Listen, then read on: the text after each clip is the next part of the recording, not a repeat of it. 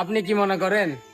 এই শরীর আপনার, এই হাত আপনার, এই মুখ আপনার, এই পুরো শরীরের যাবতীয় যা কিছু আছে তা আপনার? আসলে না, সেগুলো আপনি ভুল ভাবতেছেন। কোরআনে কারিমের মধ্যে আল্লাহ রাব্বুল আলামিন বলে, ওই দিনকে তোমরা ভয় করো যেদিন তোমার মুখের মধ্যে তালা লাগিয়ে দেওয়া হবে, আর তোমার শরীর তোমার কৃতকর্মের অবশ্য সবকিছু সেদিন আল্লাহর সামনে বলে দিবে। সুবহানাল্লাহ। সুবহানাল্লাহ। আর আপনি কি মনে করেছেন আসলে এগুলো আপনার না? তাই দুনিয়া থাকাকালীন আল্লাহর দিকে ফিরে আসুন, আর যে যাবতীয় আপনার শরীরের যাবতীয় যত কিছু আছে সেগুলো আল্লাহর রাস্তায় ব্যয় করুন, এবং আল্লাহর জন্য সবকিছু ইবাদত বন্দেগীর মধ্যে লিপ্ত থাকুন। আর ভিডিওটা শেয়ার দিয়ে অনেক মানুষকে আপনি শুধরাতে পারবেন।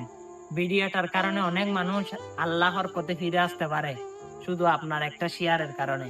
ভিডিওটা শেয়ার করে দিয়েন। আমিন।